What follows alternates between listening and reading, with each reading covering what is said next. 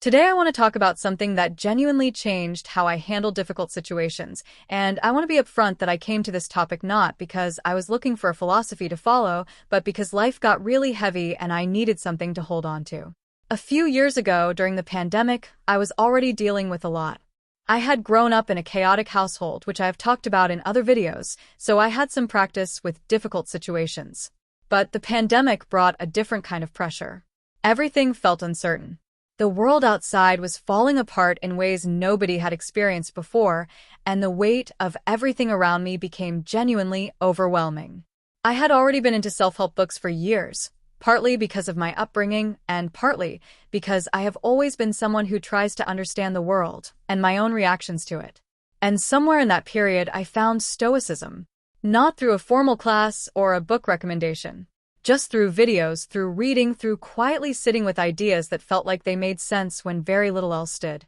So today, I want to explore what Stoicism actually is, how it connects to the INFJ personality type, and what is genuinely helpful about it, as well as where it gets complicated, especially for people who already have deep feelings and strong values, which is pretty much the definition of being wired this way. Let me start with what Stoicism actually means, because I think a lot of people hear the word and immediately picture someone who is cold, emotionless, and never reacts to anything. That is actually a misunderstanding, and I want to clear it up before we go any further. Stoicism is a philosophy, not a religion.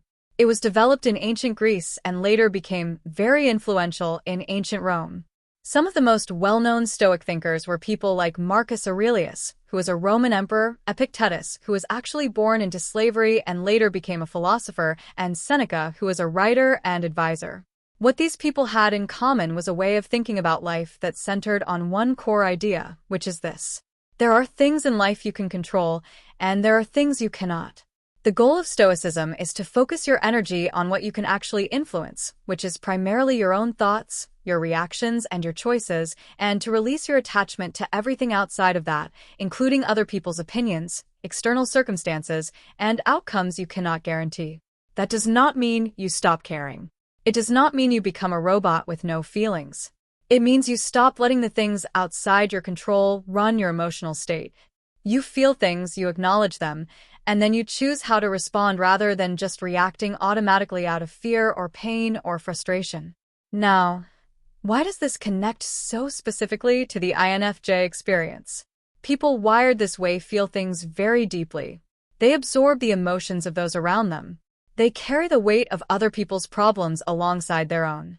They have high expectations, not just of themselves but of the world in general, and when reality falls short of those expectations, which it often does because reality is messy and unpredictable, the disappointment can be significant. They also tend to ruminate, meaning they replay situations in their heads long after the moment has passed, trying to make sense of things, trying to figure out what they could have done differently, trying to resolve something internally that might not have a clean resolution. All of that internal intensity is part of what makes this type so perceptive and so capable of genuine empathy. But it also makes them vulnerable to being overwhelmed by things they cannot change. And that is exactly where Stoicism becomes useful. The Stoic idea of separating what is in your control from what is not is genuinely liberating once it clicks. Not as a concept you just agree with intellectually, but as something you actually start applying in real moments. When someone says something hurtful, the Stoic practice is not to pretend you do not feel it. It is to notice the feeling and then ask yourself, what part of this is actually within my power to address? I can control whether I respond or not. I can control what I say if I choose to speak. I can control whether I carry this into tomorrow or set it down. I cannot control what they said, why they said it, or what they think of me. Those are outside my circle of influence. So I release them, not because they do not matter, but because holding on to them does nothing except exhaust me. For someone who naturally absorbs and holds onto emotional experiences, that practice is not easy. But it is trainable. And over time, it does change how the inner world functions. There is a Stoic concept that I find particularly useful, and it is called the dichotomy of control. It is essentially a mental sorting tool. When something bothers you, you mentally ask yourself, is this something I can actually do something about? If yes, do something about it. If no, acknowledge it and practice releasing your emotional grip on it. It sounds simple. It is not always simple in practice. But having the framework helps, because it gives you somewhere to put difficult feelings rather than just letting them circulate endlessly.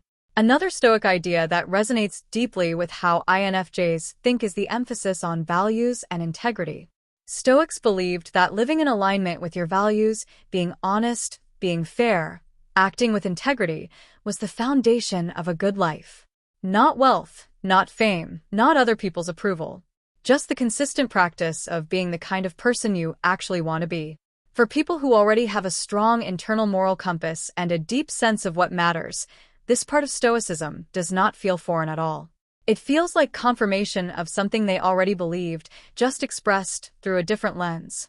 There is also a Stoic practice called negative visualization, which sounds morbid, but is actually quite grounding. It involves occasionally imagining what life would be like if you lost something or someone you value, not to make yourself miserable, but to remind yourself to appreciate what you actually have right now. It is a way of preventing the kind of slow, unconscious ingratitude that happens when things are going relatively okay and you stop noticing. For someone who tends to be absorbed in their own internal world, this practice can bring them back to the present in a way that feels meaningful rather than forced. Now let me talk about where it gets complicated for INFJs, because I want to be honest about that too. The biggest tension I notice is between Stoic emotional detachment and the natural depth of feeling that comes with this personality type. Stoicism, when applied too rigidly, can start to look like suppression. If someone tells themselves they should not be affected by something and then pushes the feeling away before actually processing it, that is not Stoicism. That is avoidance dressed up in philosophical language. Real Stoic practice does not say do not feel. It says feel it, acknowledge it, and then choose your response deliberately. But in practice, especially for people who are already prone to keeping their inner world private, it can become a way of justifying emotional shutdown rather than emotional regulation.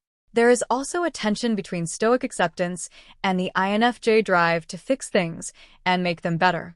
One of the things that draws this type to advocacy, to caring deeply about causes and people, is a genuine belief that things can and should be improved. Stoicism says accept what you cannot change. That is good advice when applied to truly uncontrollable circumstances. But applied too broadly, it can become a reason to disengage from things that actually do need addressing. The nuance is in learning to distinguish between situations where acceptance is the wise response and situations where acceptance would actually be a form of giving up.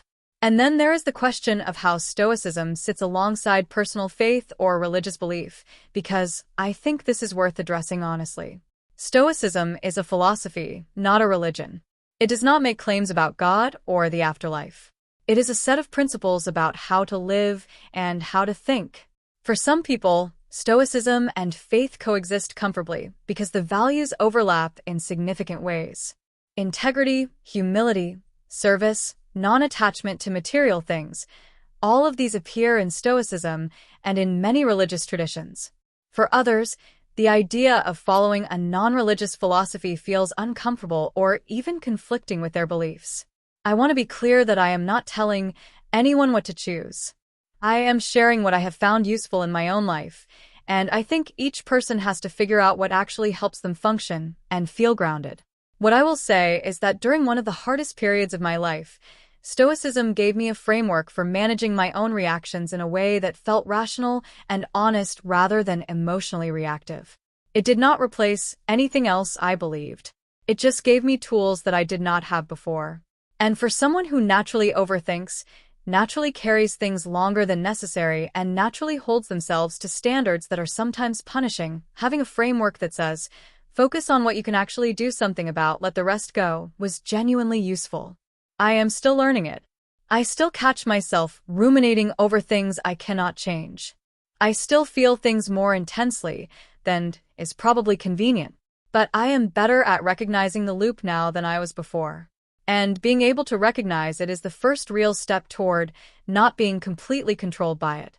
If you have ever looked into Stoicism, or if you practice it in some form, I would genuinely love to know how it has shaped the way you handle difficult situations. And if you are someone who has found another philosophy, framework, or practice that helps you manage the emotional intensity of daily life, what is it? Share it in the comments because I think this kind of exchange is actually really valuable and someone reading your response might find exactly what they have been looking for. Thanks for watching. If this video resonated with you, please consider hitting the subscribe button. I am currently working toward my goal of 1,000 subscribers so I can finally monetize this channel and turn this passion into a sustainable part of my future. This is my unfiltered diary of solo living in the Philippines, and your support helps me keep this channel growing. If you would like to help out even more, you can check out the Buy a Treat for My Pets link in the description. My dogs definitely appreciate the love. Make sure you are subscribed so you do not miss the next update. Thank you for being such an important part of this journey. I will see you in the next one.